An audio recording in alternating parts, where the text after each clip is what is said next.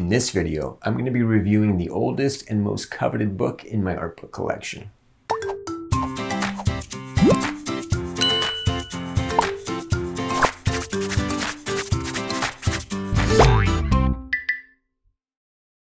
Hey guys, Greg here, back for another installment of Art Book Review. Okay, so I just want to start off by saying that I am a huge fan of Warner Brothers animation.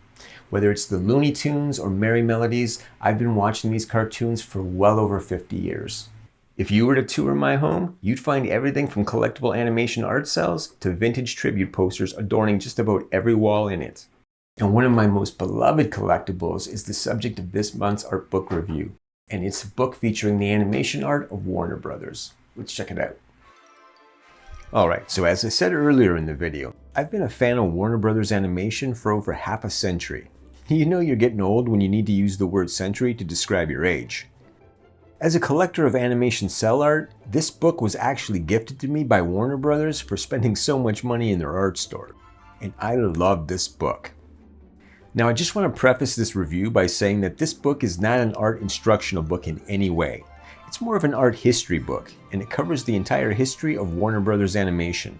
So if you're someone who's a lifelong fan of the Looney Tunes and Merry Melody cartoons, then this book is for you. Now the beginning of the book kicks off by delving deep into how the Warner Brothers studio came to be. It's actually quite an interesting read. The company was started by the four Warner brothers, Harry, Albert, Sam, and Jack. Now all four boys were actually born in different countries because their parents moved around so much trying to make a better life for their kids.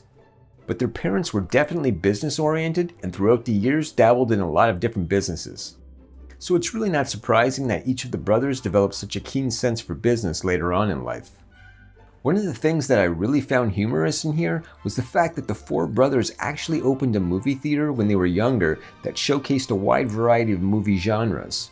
What's funny about it was the fact that they called the theater Nickelodeon, which would later be a company created by Paramount Pictures, a Warner Brothers rival, who would eventually go on to acquire the television rights for all of the Warner Brother animation.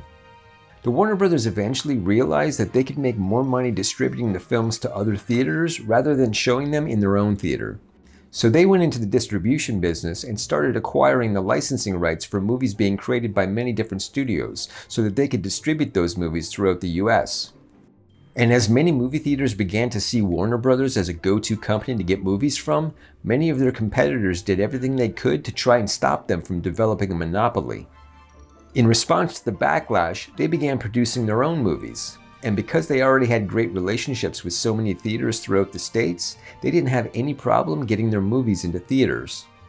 It wouldn't be until a few years later that Warner Brothers would introduce the world to the Looney Tune animated series. And the first character they created for the Looney Tune lineup was a character called Bosco. Now they weren't the only animation studio in town back then. Disney was around in those days as well. But keep in mind that this was right around the time of the silent film era, so the only sound being played over top of these movies was music. Warner Brothers, through one of their fledgling companies, Vitaphone, would be one of the first studios to actually sync voice audio to their movies and cartoons. And because they had a pretty extensive bullpen of famous actors working for them, they were able to utilize many of them to do voiceovers for their cartoon characters. Now over the years, Warner Brothers would introduce many of the characters that we all know and love today. Characters like Bugs Bunny, Elmer Fudd, Porky Pig, Daffy Duck, Sylvester, Tweety Bird, and so many more. And at that same time, Disney was introducing a lot of their characters to the world as well. But there was a major difference between the two animation studios. You see, Disney was orienting their cartoons to be viewed by kids. Disney wanted their animations to be timeless creations that could be enjoyed by children for generations to come. Now because Warner Brothers were making movies for adults and they were showing their animated short cartoons prior to all of their feature movies, their cartoons were being seen by mostly adults. And this is why the humor in Warner Brothers cartoons has far more of an adult theme to it. Until the Looney Tune and Merry Melody cartoons made the jump over to television, these cartoons were not really being made for kids at all. They were primarily for adults. And unlike Disney, Warner Brothers didn't want their cartoons to be timeless. They wanted them to be timely. Their cartoons were nothing more than a humorous social commentary on what was happening in the world at the time. which is why during the Second World War, it wasn't unusual to see Bugs Bunny in a cartoon with the Nazis. You have to remember that this was a very difficult time for people. The Great Depression had just ended and the world was at war for a second time. Warner Brothers were just trying to take the edge off of what was going on in the world by using humor. And that's exactly what the Looney Tune cartoons were, comic relief. Whereas Disney was creating their cartoons based on children's fairy tales that had been around since the 1800s, Warner Brothers were animating their cartoons based on what was happening at the time, which makes these older cartoons a part of our world history.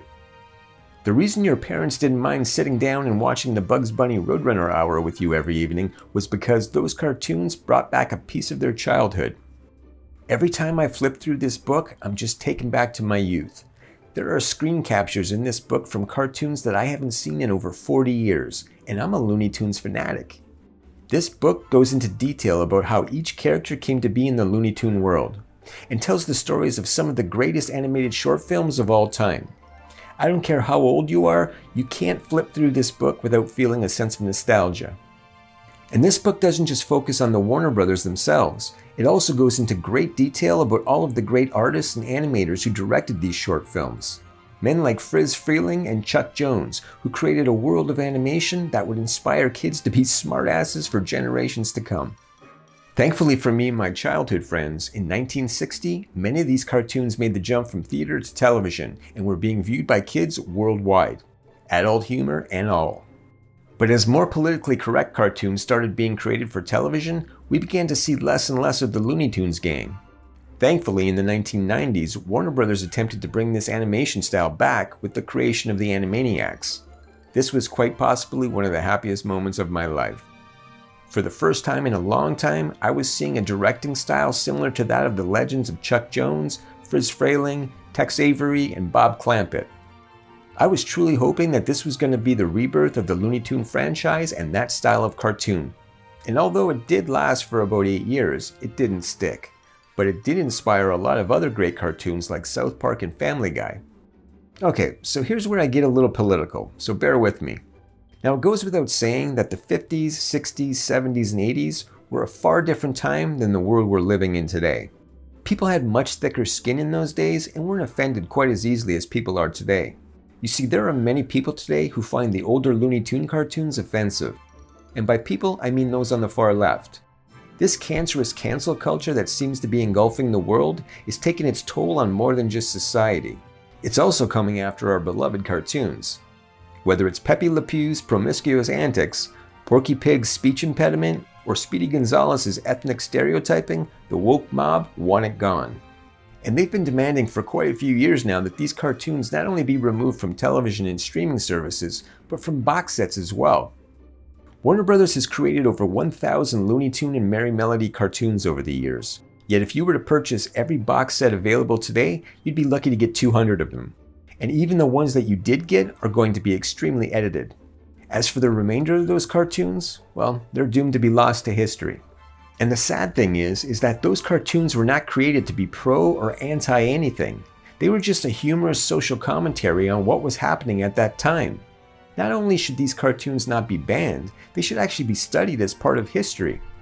If you truly want to understand how people were thinking 60 and 70 years ago, you need look no further than the movies and cartoons of that era. There's an old saying that the future is but past forgotten. If you want the Holocaust and the atrocities of the Second World War to happen again, just wipe every trace of its existence from the history books. It's bound to repeat itself. It's possible that the entire Mayan population was wiped off the face of this earth as a result of human error. And whether it was because of war, the inability to prevent the spread of disease, or just the overconsumption of its natural resources, it happened. And it would be great if humanity in this day and age could avoid making that same mistake again. But unfortunately, there's no historical record of what happened to them. So if there's any possibility of us following in their footsteps, then chances are we probably will. I know what you're thinking, man, this is pretty heavy for an art book review, and I apologize. It's just that I don't see this collection of artwork as just a bunch of silly cartoons. I see this as a piece of mankind's artistic history. And as with all other animated cartoons, I truly believe that it deserves to be protected. And the best way to do that is to own it and share it with future generations. So if you'd like to add this book to your own personal library, I have an affiliate link to it in the description below.